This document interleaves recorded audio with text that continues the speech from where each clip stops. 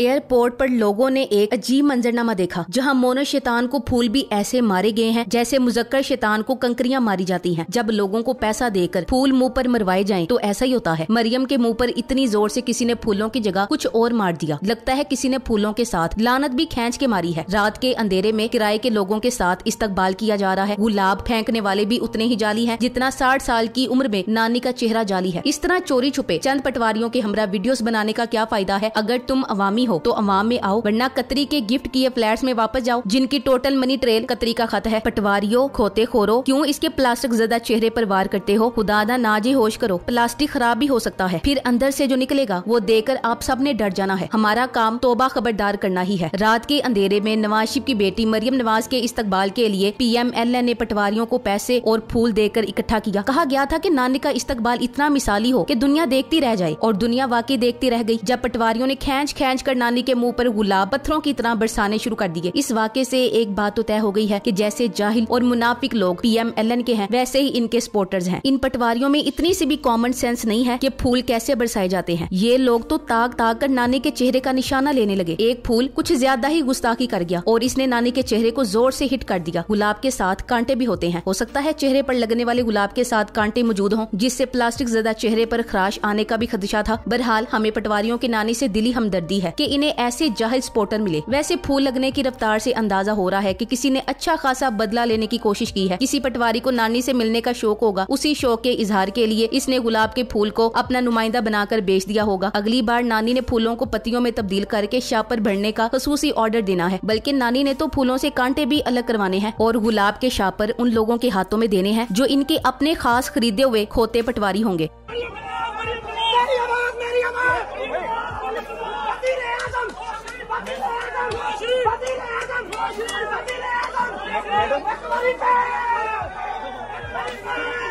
जाती उम्रा की डाइन को खास ध्यान रखना चाहिए कि कहीं गुलाबों में लाल मिर्चें भरकर लोग इसके मुंह पर न मारने लगे। वैसे जिस किसी ने भी नानी को हिट किया इसने कोशिश बहुत अच्छी की है। हो सकता है अगली बार वो कोई पत्थर या कंकर फूलों की जगह मार डाले। इसलिए PMLN को ये फूलों वाला ढकूसला करना ही नहीं चाहिए। बार बार नानी को पाकिस्तान में लॉन्च किया जाता है। कभी वो लंदन से तशरीफ ले आती है तो कभी कतर और सऊदी अरब से, मगर बात नहीं बन रही। लोग इसके इस्तकबाल के लिए निकलना ही नहीं चाहते। फिर न जाने क्यों इस प्लास्टिक की औरत को बार बार अवाम के सरों पर लॉन्च किया जाता है। अवाम ने कर दिया मुस्तरद तो कर दिया, मगर नहीं जी, इसे तो बार बार अपनी तजलील करवाने का शौक है। जब तक जलील होने का शौक पूरा नहीं होगा तब तक ये सिलसिला ऐसे ही चलता रहेगा। PMLN की हर साजिश नाकाम होती चली जा रही है। जितना ये मुल्क के हालात खराब कर रहे हैं और जितना ये इलेक्शन के रास्ते में रुकावट बन रहे हैं, उतना ही लोग इनके असल चेहरों से वाकिफ होते चले जा रहे हैं। पाकिस्तानी ये सोचने पर मजबूर हो गए हैं कि हमें वोट के हक से महरूम रखने के लिए ये किस हद तक गिर सकते हैं, आइन के साथ कैसा कैसा खिलवाड़ कर सकते हैं, जजिस को किस तरह धमका सकते हैं। जब कोई जज अवाम के हुकूक की बात करता है तो इसे किस तरह अजियत पहुंचाते हैं। जजों से अपनी मर्जी के फैसले लेने के लिए ये किस तरह इनकी किरदार कुशी की मुहिम चलाते हैं। जजिस के पूरे पूरे खानदान के खिलाफ किस तरह की जुबान इस्तेमाल करते हैं। हाजिर सर्विस जजिस को ऑडियोस और वीडियो से ब्लैकमेल करने का एक लंबा सिलसिला है और इस सिलसिले के सिरे पर मरियम नानी बैठी हुई है जिसने अपने बाप की पार्टी का सवा सत्यानाश कर दिया है और अब बस इसका कर्या कर्म करना बाकी रह गया है। नानी साहिबा उम्रे से वापस आ गई हैं। अल्लाह ताला इनको हज करने की सादत भी नसीब फरमाए, मगर इससे पहले इनकी तरफ से एक तवज्जोनामा जरूर जारी होना चाहिए। इनको अपने ऑडियोस और वीडियोस के धंधे से जरूर तौबा करनी चाहिए ताकि लोग ये ना कहें कि ये धंधा तो इसका गंदी और लोगों की जाती वीडियोस का है, मगर वैसे ये उम्रा करके आई है। हालांकि हिदायत और रोशनी का रास्ता तो अल्लाह की तरफ से है। इस बार अवाम भी खासे समझदार हो गए हैं। इन्होंने नानी के ऑडियोस और वीडियोस का कारोबार ठप करने का प्रोग्राम बना लिया है। इसीलिए वो जजिस से सिर्फ इंसाफ मांग रहे हैं, बाकी सब कुछ जजिस का जाती मसला है। जिसने भी अपनी जिंदगी में तन्हाई में गुनाह किया होता है ये खुदा और उसके बंदे का मामला होता है। इसे बंदे और इसके रब के दरमियान रहना चाहिए। हम कौन होते हैं किसी पर उंगलियां उठाने वाले, दूसरों को इल्जाम देने वाले। क्या हमारी अपनी जिंदगियां इतनी मोतबर होती हैं कि हम किसी दूसरे के गुनाह सवाब का फैसला कर सकें? क्या नवाज शरीफ, मरियम नवाज और शहबाज शरीफ इतने पाक साफ हैं कि वो दूसरों को इनकी गंदी वीडियो से ब्लैकमेल कर सकें? क्या इनका माजी इतना पाक साफ है कि ये जिस पर चाहे गंद उछालते फिरें? ऐसे मामलात में जजिस को ब्लैकमेल करें जो अवाम के मफाद के लिए हों। इस वक्त पाकिस्तानी अवाम का मसला कारोबार और बेरोजगारी है। फैक्ट्रियां, मिलें और सनतें बंद हो चुकी हैं। दुनिया की बड़ी बड़ी ब्रांड्स अपना कारोबार लपेट कर यहाँ से से जा रही हैं। कारोबार जिंदगी 1 साल से बंद हो चुका है, मगर इस इम्पोर्टेड सरकार की डटाई देखिए कि इन लोगों के नजदीक सिर्फ इनकी अपनी जात अहम है। ये सारे के सारे वतन अजीज के दलाल अपने आप को इमरान खान के इंसाफ से बचाने के लिए किस तरह मुल्क, आइन और कानून की दजियां बखेर रहे हैं। खुद को बचाने के लिए लोगों की जिंदगियों से खेल रहे हैं। ये और इनके हैंडलर्स पाकिस्तान पर अपने दहाइयों से किया हुआ कब्जा छोड़ने को तैयार नहीं है। खान जैसा अवामी ताकत रखने वाला लीडर इन्हें काबिल कबूल नहीं है। इस अवाम ने हर रजीम चेंज के बाद मिठाइयां खाई हैं, मगर इस बार रजीम चेंज पर लोग आंसुओं से रोए हैं। लोगों के कलेजे फटे हैं। 1 साल पहले होने वाले रजीम चेंज को रोकने के लिए अवाम 1 साल से सीसा पलाई हुई दीवार बनकर खान साहब के पीछे खड़े हैं। जंग आज भी जारी है और न जाने ये जंग कब तक जारी रहे, मगर ये जंग शुरू हो चुकी है। जंग का तबल बच चुका है। अब ये जंग या अवाम जीतेगी या फिर वो जीतेंगे जो दहाइयों से इस मुल्क पर इलीट नाम से मुसलत है। ऐसी अशराफिया जिसने हमेशा दूध की करीम पर अपना हक समझा, पाकिस्तान के सारे वसाइल पर सिर्फ और सिर्फ अपना हक समझा। अवाम को तो ऊंट के मुंह में जीरे जितना ही मिला है। इसी अशराफिया में नवाज शरीफ और इसका खानदान भी शामिल है। इसीलिए तो बाप के हटते ही बेटी इसके तख्त पर बिठा दी गई है। अब इसे फूलों की पत्तियां मारो, गुलाब मारो या ईंटे पत्थर और रोड़े मारो। अवाम ने इसे इस तरह कभी दिल में जगह नहीं दी जिससे ये महसूस हो कि मरियम नानी एक बड़ी लीडर बन गई है। वो नवाज शरीफ की बेटी है। इससे ज्यादा अभी इसकी कोई हैसियत नहीं है, न पाकिस्तान के लिए इसकी कोई खिदमत है। सबसे पहले कंपनी इसे अपने पास बुलाकर ऑडियोस और वीडियोस के बारे में पाकिस्तानी तरीके से तफ्तीश करें। सब मालूम हो जाएगा कि इस औरत का सोर्स क्या है। जजिस की वीडियोस बनाकर ब्लैकमेल करने के लिए औरतों का कौन सा रैकेट इसके पीछे काम कर रहा है और इस रैकेट को कौन लोग चला रहे हैं। मरियम नानी की आजकल एक पुरानी वीडियो वायरल हो रही है जिसमें वो सहाफियों के सवालों के जवाब देते हुए हाजिर सर्विस जजिस की खुफिया वीडियोस का एतराफ कर रही है। ये वीडियो रिकॉर्ड पर है और इसके बारे में एजेंसियों को इस खातून से सवाल जरूर करना चाहिए। पाकिस्तानी कौम तो ये फैसला पहले ही कर चुकी है कि इस गंदे धंधे वाली औरत को हम कभी सियासतदान ही तस्लीम नहीं करेंगे, फिर लीडर मानना तो बहुत दूर की बात है। ऑडियोस और वीडियोस का एतराफ करते हुए इसका चेहरा देखने वाला है। इस कदर रौनक, तकब्बुर और नफरत एक साथ चेहरे पे कैसे सजा लेती है। ये तकब्बुर इसे अपने बाप के 3 बार वजीर आजम बनने का है। ये तकब्बुर कतरी की तरफ से मिले हुए फ्लैटों का है, या फिर ये तकब्बुर पाकिस्तान से मनी लॉन्डर करके डॉलर बाहर ले जाकर बनाए जाने वाले अकाउंट्स का है। इस वक्त इस औरत की ब्लैकमेलिंग की वजह से पूरे मुल्क में इंतखाबात का मसला